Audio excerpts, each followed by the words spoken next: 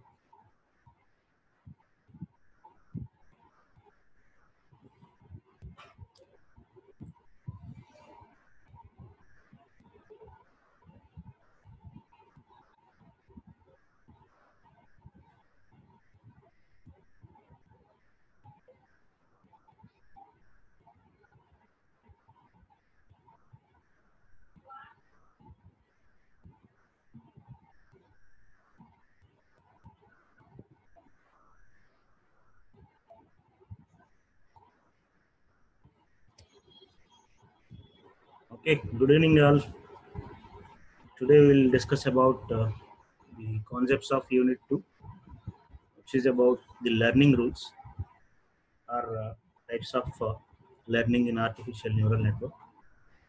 So we have four types of learning rules in our syllabus. The first one is Hebbian learning rule. Second one is error correction learning rule. Third one is memory based learning rule. And the last one is competitive learning rule. So we'll try to cover all the learning rules today as far as possible if time permits. So let us start with the first learning rule, Hebbian learning rule. What exactly these learning rules are meant for in artificial neural network? The basic task in any neural network design is to create a neural network in such a way that for any given input set or input vector, the corresponding output must be properly identified. For that purpose, what we do is we will update the weights on connections between neurons. And for updating those weights, we have different types of learning rules available.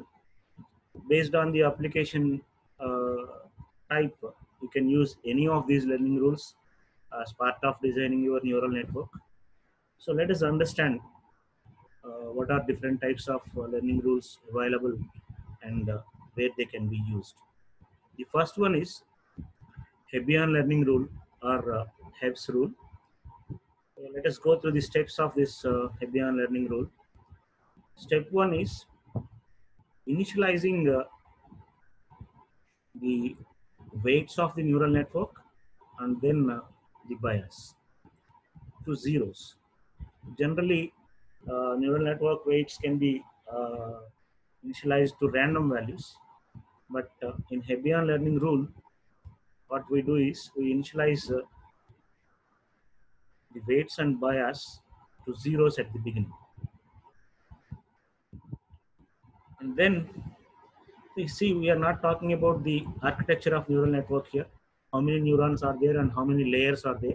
This is a just generalized concept based on a particular neural network architecture. The number of input neurons and the hidden neurons as well as output neurons will be decided, and then the number of connections will be identified then based on that architecture. Then this learning rule will be applied. So as a first step, we initialize all the weights connecting between the neurons to zero and the bias to zero. And then we look at the uh, data available.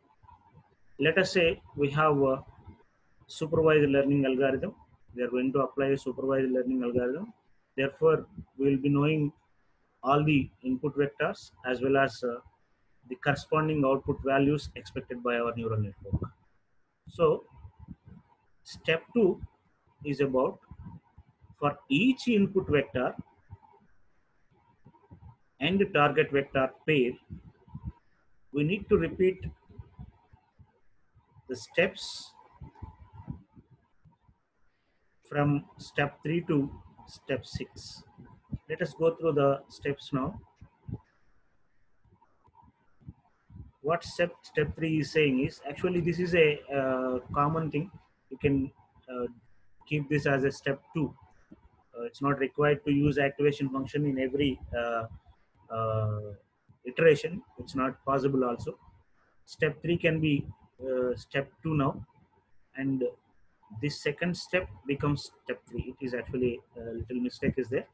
So we'll choose an activation function for every neuron there, and then for output neurons also we'll select an activation function. Generally it's going to be a common function we'll select for a particular neural network.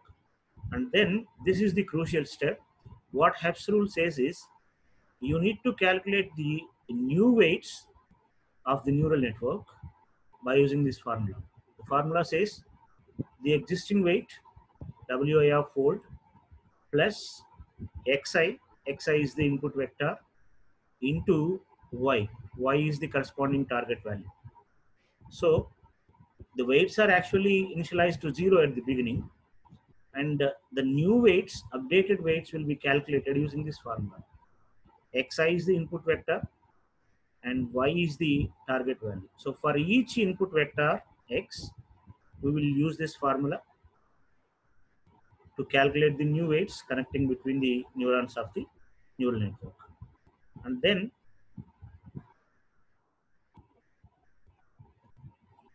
bias is also updated using the formula old bias plus only the target value y. So new bias value is equal to old bias value plus the target value. And how many times this will be repeated? Look at step 2. It is for each input vector we need to do this. And after completing all the input vectors, you will get the final weights of the neural network, and then you can test it by submitting any input vector, and if it produces the corresponding target value, it means you designed the neural network properly. So let us go through an example to understand this Hebbian learning rule, a generalized process. Let us say the input vectors are 1 1 minus 1 1 1 minus 1 and minus 1 1. So these are all input vectors x1 comma x2. Initially the bias is given as 1. Of course uh, we initialize the bias values as 0, but for each neuron there is a bias connected. Bias weight is 0 actually. Bias input is 1, bias weight is initialized to 0, and y is target value. So which means if you submit 1 comma 1 to the neural network, the output that should be produced by your neural network is 1. Similarly, if you submit this minus 1 comma 1 as input to your neural network, the output that should be produced by the neural network must be minus 1, and so on like that. Okay. So based on this, you can identify that the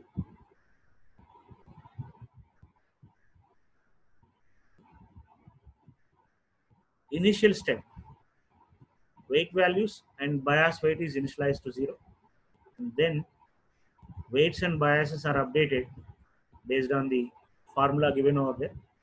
New weight is calculated as old weight plus x1 into y. Similarly, W2 of new is equal to W2 of old plus x2 into y. So you will get the new weights as 1 comma 1. Initially they are 0 0. Now the new weights are 1 comma 1, and the bias value, bias weight is also becoming 1. So after completion of first iteration, the weights are updated as 1 1 1. And then for the second input vector also we'll do the same thing. This is minus 1 comma 1, and this is the bias value. if you use the same formula, you will get the new updated values. While calculating these weights, you need to use the previous updated values as W1 of 4. So in iteration 1, you get new weights.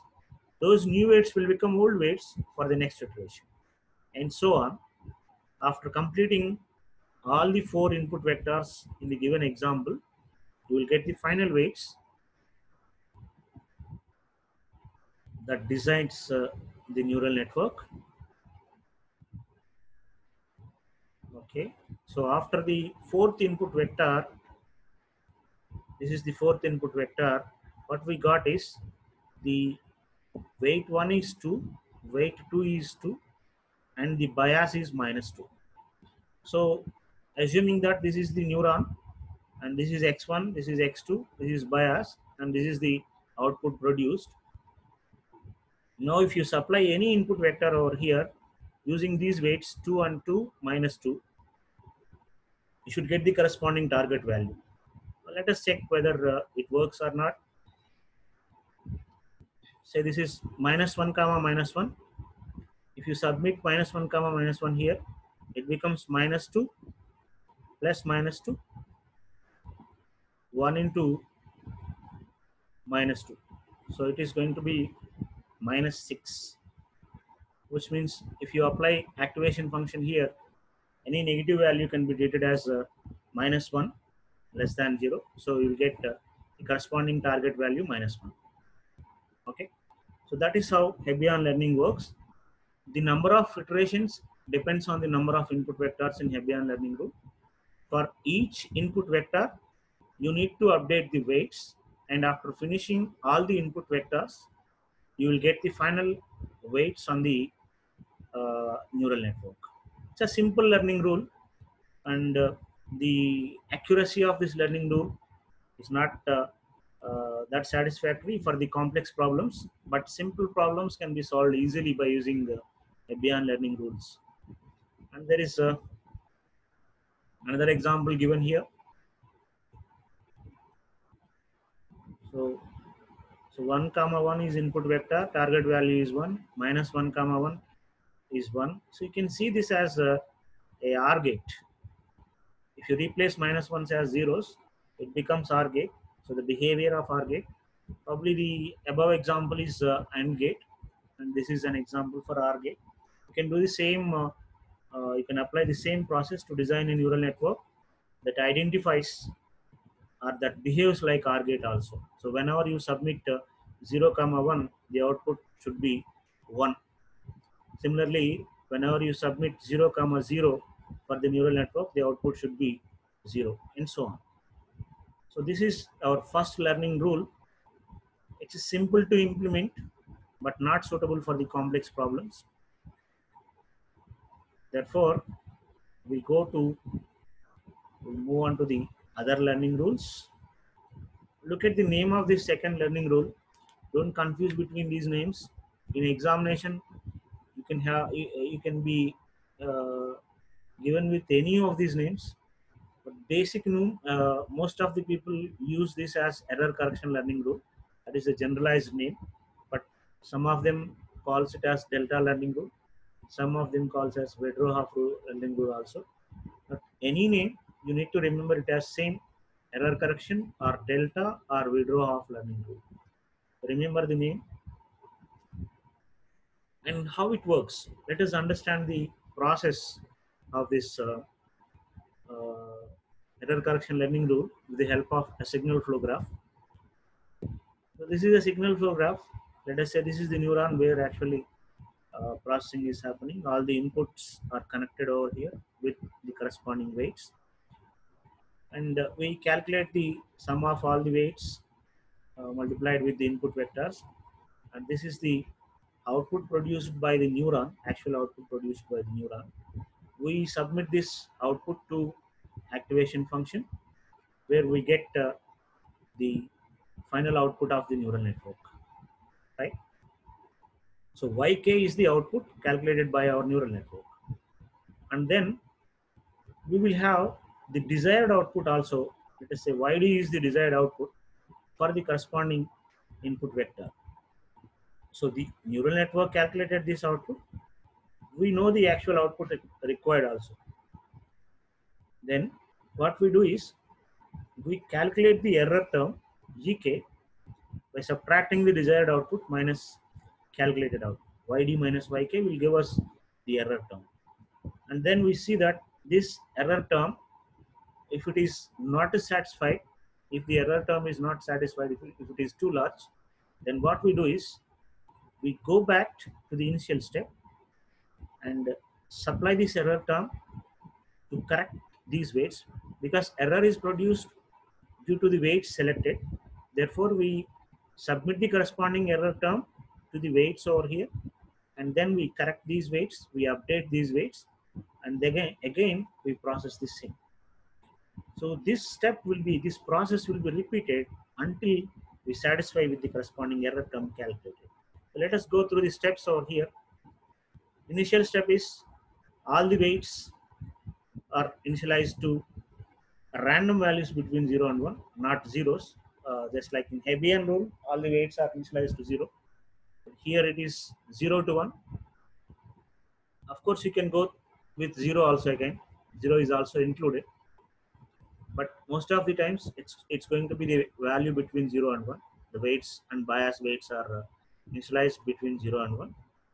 And then we calculate the value yk, and then we calculate the error ek of n by using the formula desired output at nth iteration minus calculated output at nth iteration will give us the error term at nth iteration. And we use this error term ek of n to update the corresponding weights, the weight difference. We calculate the weight difference by using delta rule. This is what you need to remember. The delta rule says that the difference in weights must be eta into, eta is the learning rate we will select at the beginning of designing the neural network, eta into error term into the corresponding input vector xj of n, right? So by using this formula, we calculate the weight difference, and then this weight difference will be used to update all the weights by using this formula. New weight is equal to old weight plus this weight difference. This will give the corresponding new weights. Then all these steps 2 to 4 will be repeated until the error energy becomes as minimum as possible. This as minimum as possible will be decided by the corresponding designer only. It depends on the application. If the application permits some error energy, we will allow it and we'll stop the corresponding epochs. So there is no limit for the number of epochs we repeat in this methodology. It depends on the corresponding application. It is a solo decision of corresponding designer only. So now let us understand this second learning rule with the help of an example. So these are the input vectors and this is the desired output. This resembles AND gate actually. 0, 0 input, output desired is 0. 0, 1 input, output desired is 0. 1, 0 input, output desired is 0. 1, 1 input, desired output is 1. So we'll begin with the assumption of activation function. We assume an activation function as 0 if the corresponding output produced is less than or equal to 0, and 1 if the output produced by the neuron is greater than 0. Right? So you can see this is a binary step function, 0 and 1. Only two values will be produced by the activation function. And also we need to assume the learning rate, eta. Initially it is 0.1 we are taking. You can consider any value between 0 to 1, but most probably the higher learning rates will do it faster, but the results may not be satisfactory. Lower learning rates will be used most of the times. Maybe learning is slow, but the neural network performs good with respect to the results. Therefore, we initialize this to 0.1 rather than going for a bigger value of this learning rate. And also, initially, random values for the weights are chosen. You can take any value. Randomly, I'm picking weight 1 as 0.3 and weight 2 as minus 0.1, and the bias is minus 0.1. You can have any values over here. but depending on the application, sometimes it may becomes late for the completion of the design of neural network if you wrongly choose weights. There, if the weights are not properly chosen, so you need to take care about these weights. They are random values, but try to use some knowledge so that the corresponding design is completed a little faster, right? Now, epoch 1 is, we will make use of all the input vectors in a particular epoch. See, it's not similar to your Hebbian learning rule, where in Hebbian learning we used only one input vector at a time to update the weights. But in error correction learning rule, what we use is, in every epoch, we use all the input vectors, and then at the end of epoch, the final weights will be selected. And the error calculation will be done over here at the end of epoch 1. If the error term is satisfactory at the end of first epoch, we will not go back to epoch 2.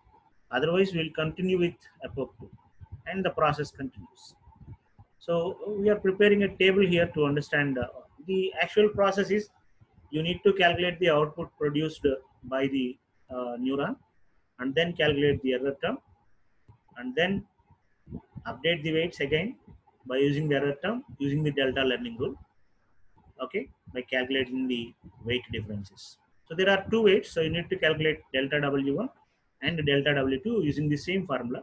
For delta W1, the formula is eta into error term into x1, and for delta W2, the formula is eta into error into x2, and updation of weights are done. W1 is equal to W1 plus delta W1, and W2 is updated as W2 plus delta W2. So using this formula, you can easily calculate this table. It's not difficult. So at the end of first epoch, we got weights as 0.3 and 0, right? Now, we'll go through the second epoch and we'll try to calculate the error term. If you get all the error terms as zeros or any value acceptable over here, then you don't need to go for epoch 3. But unfortunately, in epoch 2, we got an error term -1 here. Therefore, you need to continue epoch 3 also. The process is similar. You need to use the same process. So at the end of epoch 2, the updated weights are 0.2, 0. And then we move on to epoch 3, because in epoch 2, we got an error term -1. If all the error terms are 0, then there is no need to go for epoch 3. Now, in epoch 3, also we got error term -1 and 1. So we need to continue with the same process. At the end of epoch 3, the final weights are 0.1, 0.1. And in epoch 4, there is -1 in error term,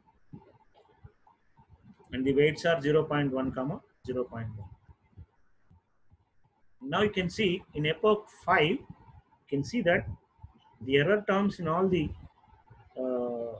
submissions of input vectors has become 0.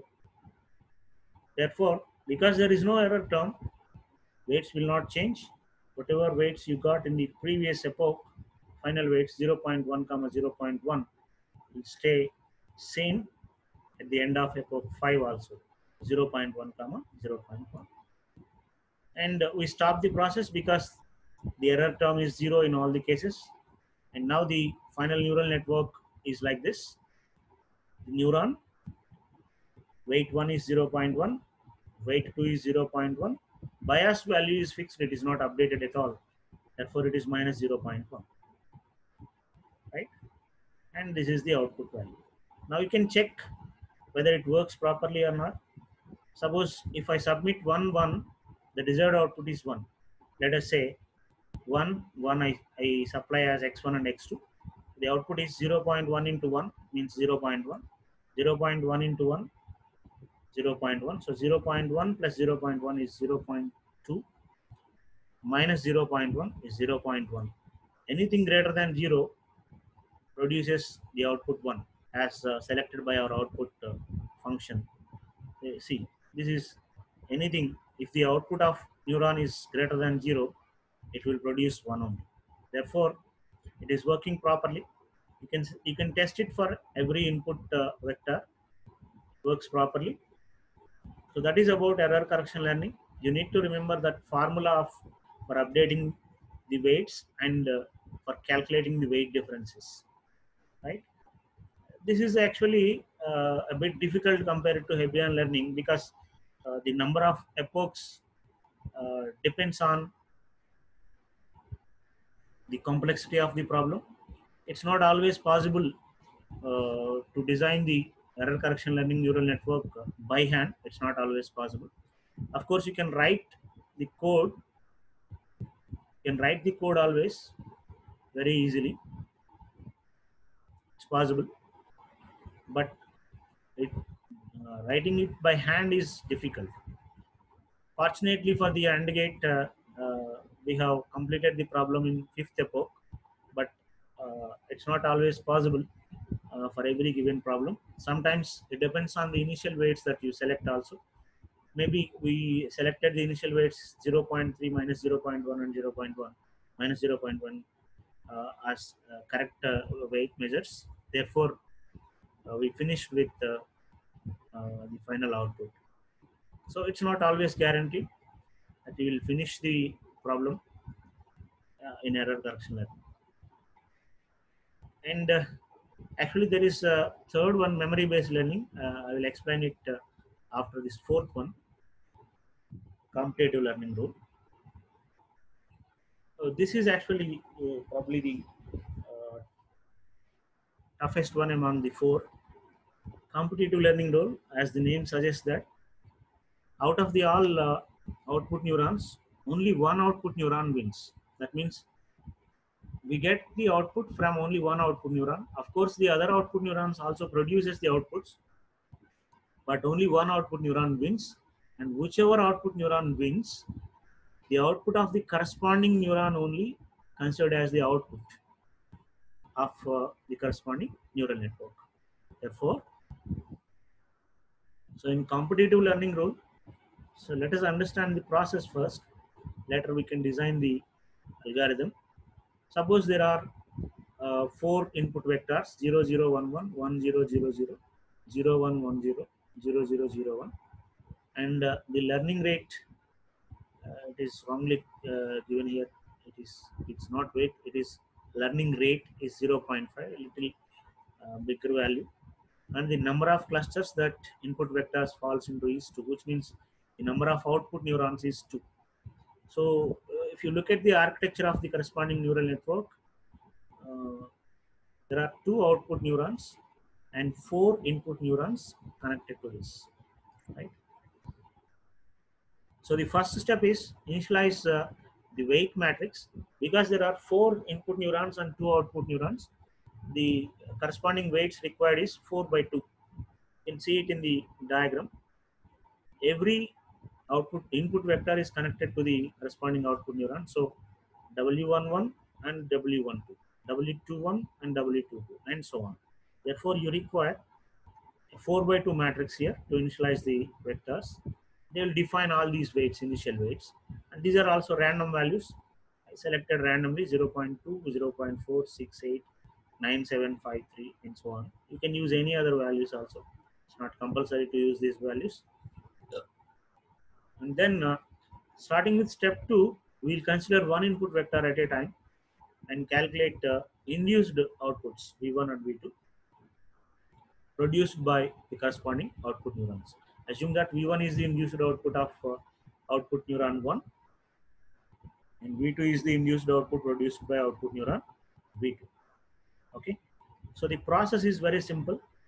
Calculate x1 into W11 plus x2 into, it's like a normal neural network procedure. Calculate that induced output. V1 is 1.4 and V2 is 0.4. And in computative learning, only one neuron wins. Therefore, in this iteration, 1.4 is greater than 0.8. So the output of output neuron 1 wins. The first neuron wins.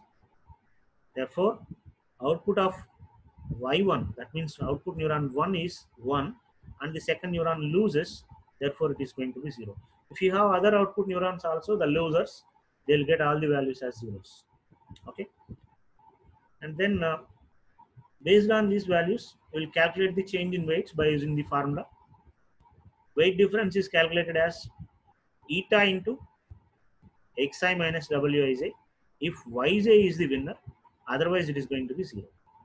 So whatever winner is there, it will get gets its weights updated, its connections updated.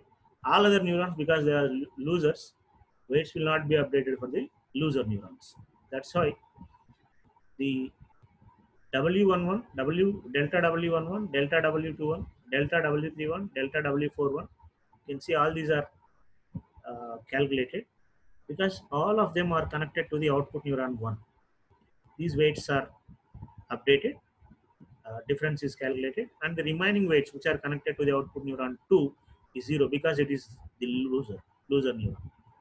Then weights are updated by adding them, and now we get the new weight matrix over here, WIZ. Okay.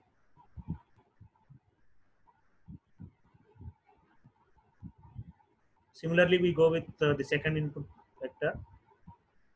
We calculate it and we update the weights, and so on. For all the input vectors, we do the same process.